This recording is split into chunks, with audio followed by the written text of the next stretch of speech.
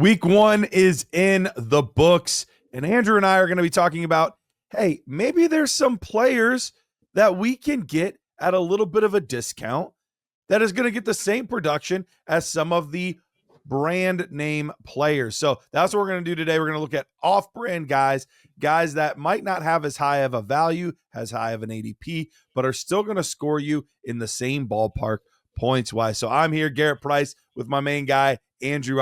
Andrew, how you doing, buddy? Yeah, I'm doing good, man. My quarterback looked adversity in the face last night and said, "Is there any place you'd rather be?" So I'm feeling real good today. Dude, I will say the first 3 quarters, I was like, dude, this looks bad. Like, welcome to the NFL.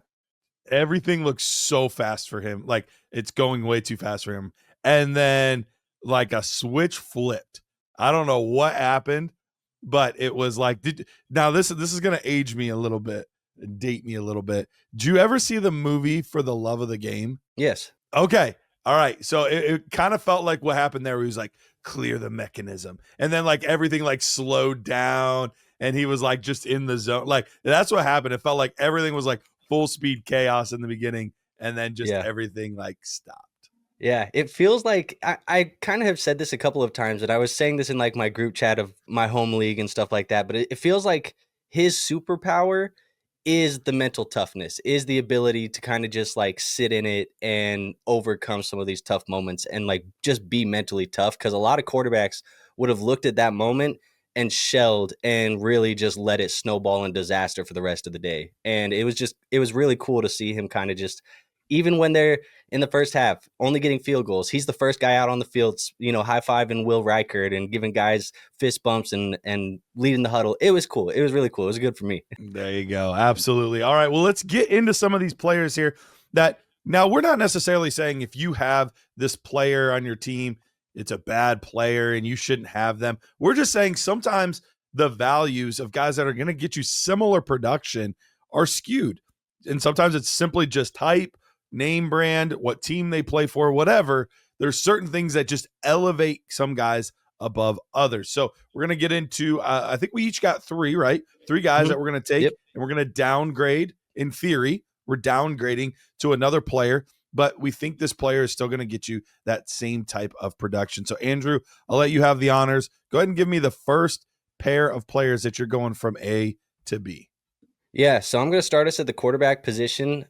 This one maybe was the easiest one, but also it feels like it's obvious. I'm going from Patrick Mahomes, who, if we're talking name value, that's about as name value as you can get.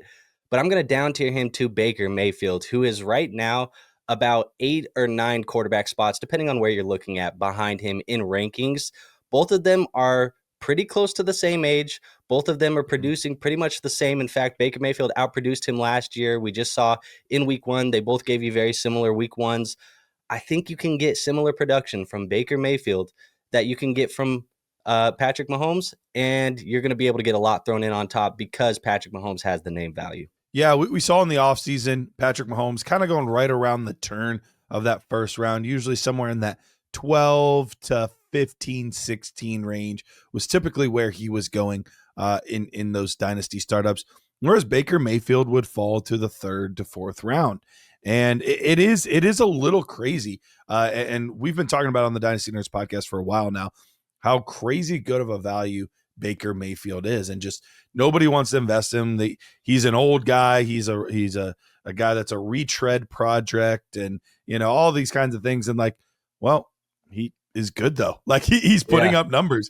He's got a great ecosystem around him. And I think the thing that people fail to realize is how injured and beat up that receiving core was last year for the Buccaneers and how good Baker Mayfield still was. Number 5 quarterback on the season, but Mike Evans missed some time. Chris Godwin missed a lot of time. There were times where his top receiver was Cade Otton during the season, and he still put up those numbers. So I think this is a great one, and you're right. I think to the savvy veteran player, this is like, yeah, that's pretty obvious. But if it was that obvious, their ADP would be closer than it really is. Yeah, it's crazy to me, man. I feel like we keep valuing Mahomes as to what he did for us early in his career, but for the last couple of seasons, he hasn't been doing the same things. No, he hasn't. And we'll see what happens once, Worthy comes back and Rice comes back. But, they're both in similar boats there. Chris Godwin is going to come back for Tampa Bay as well. So, Yep. Jalen McMillan, I know he's not quite on the same level as all those guys, but there's going to be plenty of weapons to go around in Tampa Bay. So I like that one. I think that makes a ton of sense. Let me get to my first one here. And I could maybe anticipate some like audible gasps when I say this, because this player, I think, has been deemed untouchable by the dynasty community. But I've just got to say it. I'm going to downgrade from Malik Nabers. Malik Nabers. Yep, we're going to downgrade from Malik Nabers to Jaxon Smith-Njigba. Look, when you look at these two situations here, these are both former first-round wide receivers, both young guys that came from schools that just churn out NFL wide receiver production. So there's a lot of similarities there. They are both in situations where you're like, I don't know that I love the quarterback situation right now. I don't know that I fully trust the quarterback situation right now. And they're both on teams that are just, there's not a lot of other pass catching talent around them at the moment. So I don't see a huge difference in all of this for these two players. They're both young. One's in their second season, one's in their third season. And in week one, Malik Nabers had 12 targets. JSN, despite not even throwing the ball quite as much, had 13 targets. He had nearly a 60% target share in week one. Now, I don't expect that to continue. He's going to settle more into the upper 20s, lower 30s. But that being said, I still expect JSN to be one of the most heavily targeted wide receivers this year. And I think because of the name value of Malik Nabers, people are going to kind of gasp. They're going to be like, you're going to offer me Malik Nabers. This guy is an elite upside and elite talent. Yeah, he is. This is no knock on Malik Nabers at all. I just think you could get a similar type of production profile out of a JSN, and he's going to cost you significantly less. Malik Nabers is going in the first round. JSN goes towards the end of the second round into the third round. Like, for me, I just think there's so much plus that you can get on top of JSN that it is just absolutely worth it in my eyes. But am I crazy? Let me know, Andrew. Am I crazy to downgrade from Malik Nabers to JSN?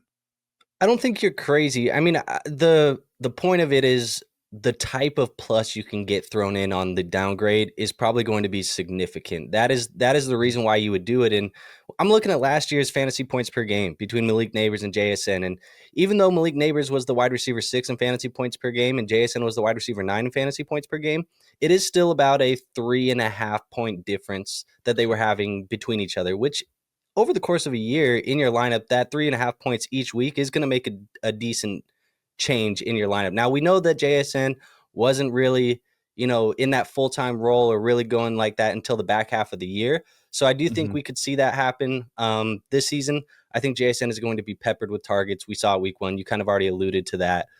He saw a massive target share. It was like 59% or something like that was the target share that he had for them week one. And it was a 90% air yard share for Sam Darnold to JSN. So I don't think that's going to be the norm, but it's going to be pretty damn high. And so I really do like JSN. I think that plus is really what it's going to be.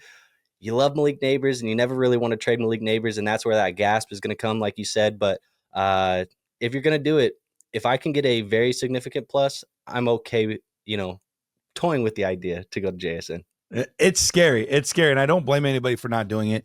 The other thing that made me kind of open to this concept here is last year we had some health issues, some hamstring issues for Malik Nabers, and those cropped back up again in the preseason. So is this going to be another one of those players where like, man, he's really good when he's on the field? T. Higgins, Nico Collins, like some of these types of guys where they could put up some special fantasy games. But there's concern that are we going to be missing some time frequently with some of these issues? It's still early. I'm not labeling him as like an injury-prone player, but JSN is just, he's built for this game. I mean, he is a guy that he's a gamer, game in, game out, does all the right things, keeps his head down, smart player. Like I love the workman type mentality that JSN has to his game. And so I don't have to, and it's not that it's Malik Nabers' fault that those kinds of things happen. It's nobody's fault. But I think JSN is going to have very, very similar target numbers. And you brought up last season, and I think that's fair. The best way to know what a player is going to do is what have they done previously, and that's the best case that you can give as to what a player will do. But it was also a team with DK Metcalf and Tyler Lockett on it last year. Both of those players are no longer there. I get it that Cooper Kupp's there, but if week one was any indication, Cooper Kupp is not going to get the target love that he got when he was 28 years old and when he was in LA versus being in Seattle. So that's my first one. Malik Nabers, get a nice little plus for yourself and get JSN. Who you got for your second player, Andrew? Yeah, I'm going to kick it over to the tight end position. I'm going to talk about name brand Sam LaPorta, but I'm going to just downgrade him into Tucker Kraft. That's kind of the route that I want to go here. Looking at last year, really the fantasy points per game were pretty much the same. Sam LaPorta was at 10.9. Tucker Kraft was at 9.6. It's about a 1 point difference between the two. But when I'm looking over at the ADPs and these guys in startups, it is a 4-round difference between the two guys in startups right now. Sam LaPorta is in the 4th round. Tucker Kraft is in the 8th or the 9th round, depending on where you look at it. So you are getting a very similar player as far as last year's production goes in the same type of position group that is going to give you a big difference in ADP gaps. And I'm looking at these two teams going into this year. You look at the inconsistencies, the boom bust type of ability of a guy like Sam LaPorta right now, who is probably the number 3, maybe the number 4 option in his offense behind Amon-Ra St. Brown, behind Gibbs, behind J-Mo. And then you have a guy like Tucker Kraft, who's the same thing. He might even be a little bit higher up the pecking order in Green Bay. I think that there's going to be a little bit of regression from a Detroit Lions team with Ben Johnson not there. We saw some signs of that in week 1. We also saw that Bears offense looked a little bit better with Ben Johnson. I think all of those kind of just pointed to how good his offenses are. And when I look at Tucker Kraft, I'm trying to just bank on a good offense, a guy who's going to get into the end zone. And I don't want to spend a 4th round pick to get a guy who's a boom bust touchdown dependent tight end. Just give me the same guy 4 rounds later in the 8th round in Tucker Kraft. It's funny. We did a show very similar to this on the main podcast early on in the offseason. We're talking, February, March type of range. And that might have been the exact same player to player that Rich Dotson did. I know for sure he was tearing down from Sam LaPorta, and it might have actually been Tucker Kraft, the guy that he was tearing down to. So I love it. I think tearing down from Sam LaPorta makes a lot of sense. I think he's still a little inflated off of what he did as a rookie, but we just knew that was more than likely unsustainable with how many mouths there are to feed right now in Detroit. And honestly, I thought about making my downgrade from Amon-Ra St. Brown to JSN for some of the similar things. You look at what Amon-Ra did last year. All of these other guys that were in the top, 5, 6 in fantasy points were all in the 150s and 160s in targets. And he was in the 130s. And I think that's going to be a similar theme of this offense is there enough to go around if they're not hyper efficient? And that's what I'm not sure that they're going to still be able to do without Ben Johnson. I still think they're going to be a very good offense. I don't think they're going to be bad, but are they going to be hyper efficient like they were before? I'm just not sold. So I have no problem downgrading to Tucker Kraft. And it's an offense where the pecking order is still yet to be determined. This could end up being one of those rare unicorns where maybe Tucker Kraft is actually the top option in this offense. And we know that anytime that you can be the number 1 or at least the number 2 in your offense as a tight end, that is fantasy football gold. So that pecking order is still working itself out. A lot of the older regime wide receivers are in the last year of their contract, so Jaden Reed is, I know, a guy that we like in general, but he's been a little inconsistent. Got Golden. It's his first year. Like, there's just a lot of moving parts. So we'll see. But Tucker Kraft, right now, all the signs are pointing to him being a very successful fantasy football tight end. Absolutely. And it feels like, for me, at least, part of the process too is if it's not one of those elite guys like a McBride or a Bowers, even maybe Tyler Warren with that target share that he got, George Kittle, but he's banged up.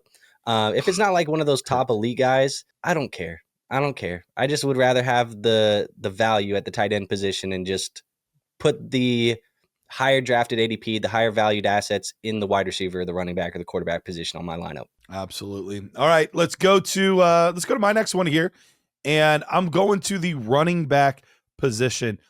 And this guy, despite being an older running back, he's in his age 28 season.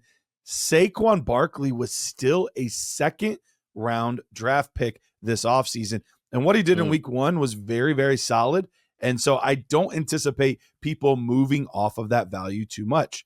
But a guy that numerically did not do as well in week one, but is statistically like almost exactly 2 years younger, and I think could put up very, very similar production this year. We saw what he did at the end of last year, is Mr. Jonathan Taylor. Now, I was very encouraged overall with what I saw in the game last week. And you're saying, Garrett, Jonathan Taylor didn't get in the end zone at all. And you're going to say you're encouraged. Yeah, I am encouraged still by what I saw. And it has less to do with him specifically, and it has more to do with what I saw out of this offense. Now, I get it. The Dolphins are a pretty bad defense, but the big thing we were missing in this offense was just a remote threat of a passing attack. That's all we needed for Jonathan Taylor to potentially ascend to that next level and regain his throne as potentially the number one overall running back on the season. Shane Steichen said in the offseason, as Jonathan Taylor goes, we go. And so they're putting a lot of eggs in that basket, but they blew this team out so badly, so quickly, that by the end of the game, they were just letting DJ Giddens get goal line touches. And I mean, DJ Giddens ended up getting 12 attempts. I don't know that he got more than 2 before the fourth quarter. So I think really what it was is this game got out of hand real quickly. And so he didn't get as many opportunities as we would traditionally expect. But even with that, only playing 3 quarters, still 18 carries, and he had 3 receptions, which that's a big thing, because that's something that we saw a little bit in his rookie season or his second season when he was the number 1 overall running back. He was a little more involved in the passing game. And so if we can see this be consistent where he's getting 2 to 4 receptions a game, you're feeling pretty good about the amount of points that a Jonathan Taylor could score. So I also think that they could maybe be moving Saquon Barkley back depending on how weeks go, with just maybe a few less touches here and there. We already saw in week 1 them get Will Shipley in there early, and then we saw A.J. Dillon in there at times as well, but it was a tight game. They needed to keep him going because they needed him in there. But it was one of those things that indicated to me with the 300 and 400, I don't even remember. It was a ridiculous number that he had as far as total touches last year in Saquon Barkley. I want to say it was like 365 rush attempts, period. And then all of the receiving work as well put him over 400. But I think they're going to want to back him off. And they just added a Tank Bigsby as well, somebody else that could kind of spell him if needed. So I think that Saquon Barkley's workload is going to diminish a little bit. And so I think these points are going to be very, very similar. Yeah, I mean, I wouldn't put it out of the range of outcomes. I think a guy like Saquon Barkley does make me nervous, and that feels kind of crazy to say that Saquon makes you nervous, but historically, when you see that amount of touches that you're talking about, it doesn't usually fare well on the body of the running back that is at his age and seeing that amount of work. So, kind of just trusting that data, trying to split hairs. I think when you're looking at the top of your drafts right here with guys this good, I would take a little bit of the value in a guy like Jonathan Taylor and add to that so I could down tier off of it. I don't mind that. Usually when you have a guy like Saquon who does go out and give you that big of a season, it is usually very, very hard for them to repeat it. It hasn't happened this century. This decade. So that is something that we definitely need to be looking at. And I agree with you. I think this Indianapolis Colts team is probably going to be better than we had imagined that it was going to be. It's week 1, and the Dolphins may just be that bad of a football team, and their defense may just be that bad of a football defense. But I think at the end of the day, they did look surprising. And I think if that is the case for Jonathan Taylor, we could have a little bit of a value for a guy who we didn't expect to be on a decent offense or a competent offense. So I like the down tier there. I don't have any real issues with it. Kind of like you said with the Malik Nabers, when you're talking about a player that high in the rankings, that caliber of a player, it always does give people a little bit of nerves, but I think people should have less nerves just given the position of the running back position. Love it. All right. Give us your final tier down off-brand type player. Yeah, I was struggling with a couple of names. All of them were at the wide receiver position. Debated between giving you, I'm just going to throw it out as an honorable mention. I was debating between a Devonta Smith and a Jacoby Myers down tier. Yeah. But I think I'm going to go with Jameson Williams to Courtland Sutton. Now, they are about 2 to 3 rounds in ADP difference between those two. And I think a lot of that is going to be the age of Courtland Sutton. Obviously, he's 29. You have Jameson Williams, who is much younger than that. But I'm looking at both of these guys. And last year, from a production standpoint, Courtland Sutton outproduced Jameson Williams. We are expecting a little bit of regression for a guy in or for that Detroit Lions offense, just based off of what I've seen in week 1. I do think Courtland Sutton is going to be the guy who is the target leader in this offense for the foreseeable future. I don't expect him to be overtaken by a Pat Bryant. I don't expect him to be overtaken by an Evan Engram, any of these other guys.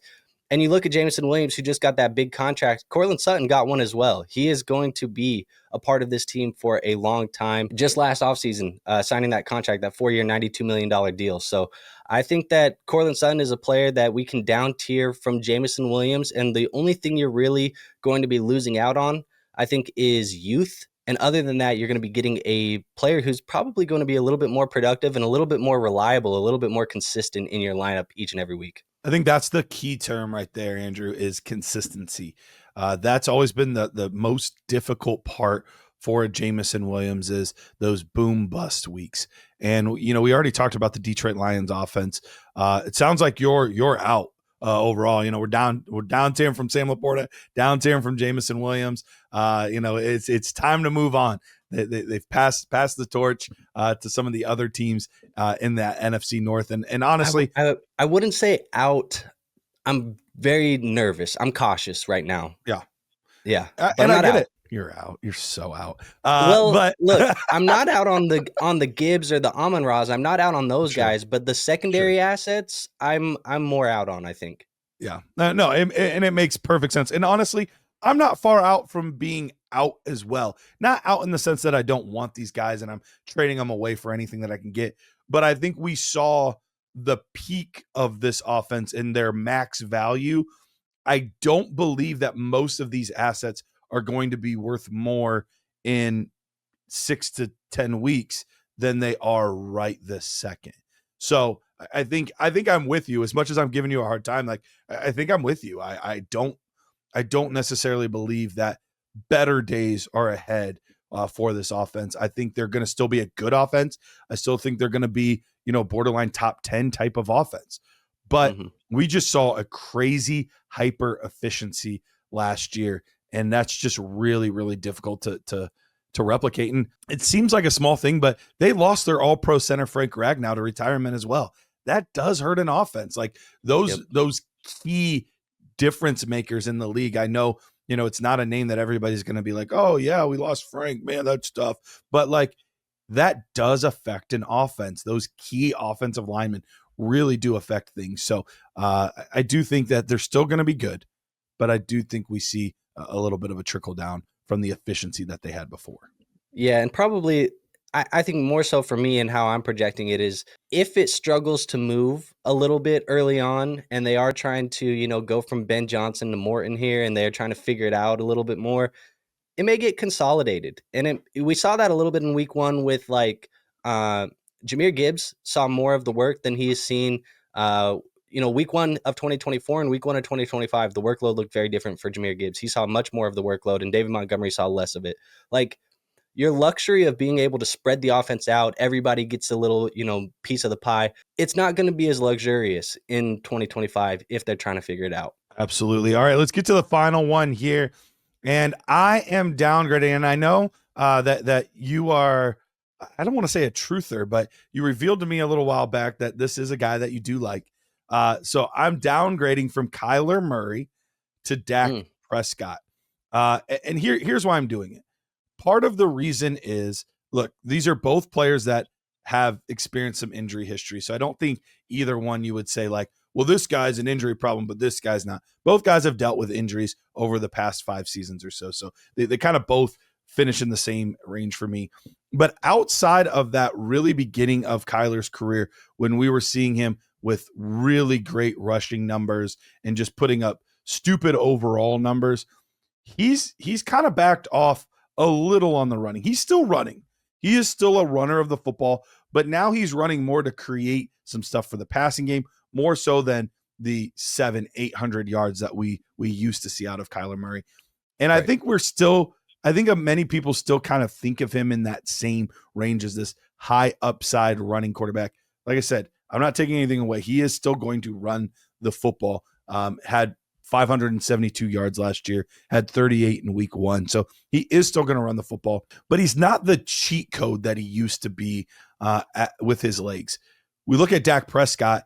This is somebody that I loved what I saw out of him week 1. And if you just look at the box scores, you're going to be like, Garrett, why did you love what you saw out of Dak Prescott week 1? Like, the dude didn't throw a touchdown. He missed a lot of guys. No, he didn't miss a lot of guys. There were a lot of drops or good plays by the defense, but Dak was slinging the ball. I mean, just absolutely slinging the football.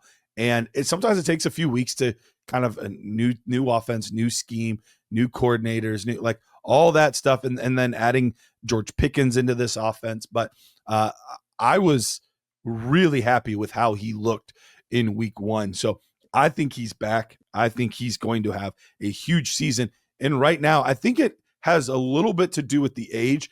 Although for me in this range, there's not much of a difference. I look at Dak Prescott, 32 years old, and then Kyler Murray is going to be turning 29. He's 28 right now, about to turn 29. So for me, there's not a huge difference in that range. Like, neither one are giving me 15 years at this point or anything crazy like that. But I feel like I can still trust both of those guys for the next 3 to 4 seasons. So I just don't think the production's going to be much different. And if anything, I think there's a world where Dak Prescott outscores Kyler Murray despite being the less expensive option of the two. So for me, I'll take Dak Prescott as my off-brand guy. Yeah, I don't hate it, actually. I know you said that I kind of revealed to you that I've been a Kyler guy over the last little while, and maybe a Kyler apologist more than a truther than anything. But Sure. I like Dak Prescott as well. I think Dak Prescott is very undervalued. I think if you're a contending roster and you're looking for quarterback production, Dak Prescott is about as good as it's going to get for you as far as contending production goes. I'm looking at the startup ADPs for these two guys. It's not as big of a gap as it used to be. I think people are getting a little bit higher on Dak Prescott. I think people are getting a little bit lower on Kyler Murray. It's about a round. So I'm curious as to what the plus would be right now. I'm seeing right now Kyler's at the 510 and Dak is at the 609. So that's closer than I thought, because the last startup ADP that I looked at, Kyler Murray was going at about 46 overall. And Dak Prescott was going at 71. So we were seeing nearly 3 rounds of a difference there. So if it's only one, you're not going to be getting as much. But like I said, I actually think Dak's going to outscore Kyler if I had to make my projection. So if I can get any plus on top, that's one of those nice ones where it's like, hey, I'm a contender, you're a rebuild team.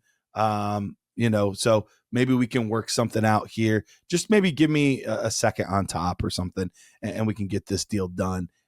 That's something that I would like to get done, even if the plus isn't as big as maybe some of the other ones we've talked about.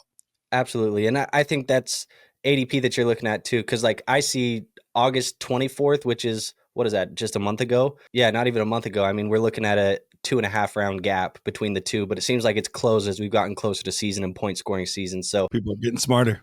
Yeah, people are getting smarter. They realize they want points in their lineup and not just names. So I definitely don't mind it. I think it's a good tear down if you're looking for some production. I agree with you, though. I think Dak Prescott could outscore Kyler Murray this year.